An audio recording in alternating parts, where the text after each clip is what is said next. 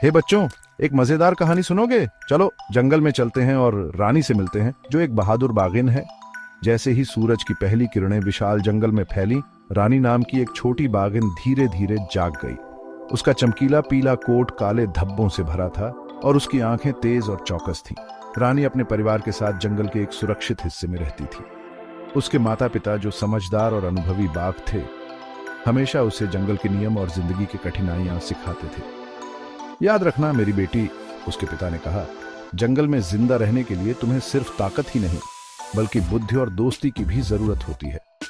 रानी को अपने दोस्तों के साथ समय बिताना बहुत पसंद था। एक हिरण, एक बंदर और एक उल्लू, ये उसके सबसे अच्छे दोस्त थे। वे अक्सर साथ खेलते थे और जंगल के अलग अलग हिस्सों की खोज करते थे। हर दिन एक नया सबक और एक नया रोमांच होता था। एक दिन जंगल में एक अजीब सी हलचल मच गई। तरह तरह के जानवर आपस में फुसफुसा रहे थे। रानी ने अपने दोस्त बंदर से पूछा, क्या हुआ? बंदर ने चिंतित स्वर में जवाब दिया, एक खतरनाक शिकारी जंगल में घुस आया है। वो जानवरों को मारने की योजना बना रहा है। रानी की आंखों में गुस्सा और दृढ़ता चमक उठी। उसने दृढ़ता से कहा, हम ऐसा नहीं होने देंगे। यह हमारा जंगल है और हम इसकी रक्षा करेंगे। उसके माता पिता उसकी बातों पर गर्व से मुस्कुराए। उन्होंने रानी को जंगल के सबसे गहरे और खतरनाक रहस्यों के बारे में बताया। कैसे हर पेड़, हर पौधा और हर पत्थर जंगल की कहानी कहता है।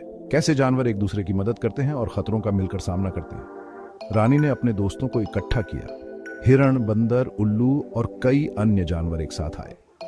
हमें शिकारी से बचाव के लिए एक योजना बनाने की जरूरत है, रानी ने कहा। उल्लू ने अपनी तेज नजर से शिकारी के बारे में जानकारी दी। वह बहुत चालाक और खतरनाक है। हमें सावधान रहना चाहिए। जैसे जैसे दिन बीतता गया, जंगल में तनाव बढ़ता गया।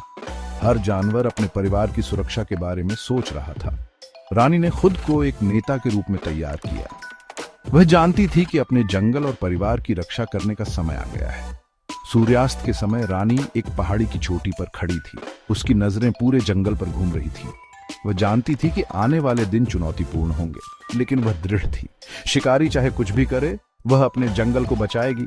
रात होते ही जंगल में एक भयानक सन्नाटा छा गया। रानी पूरी तरह से सतर्क और तैयार रहकर जागती रही। उसके मन में बस एक ही विचार था, अपने परिवार और दोस्तों की रक्षा करना। और इसीलिए बच्चों, रानी बाघिन जंगल की रक्षक बनकर खड़ी थी, जो उसके रास्ते में आने वाली किसी भी चुनौती का सामना करने के लिए तैयार थी। याद रखना, तुम भी बहादुर बन सकते हो और अपने प्रियजनों की रक्षा कर सकते हो। अगली बार तक बहादुर और साहसी बने रहो।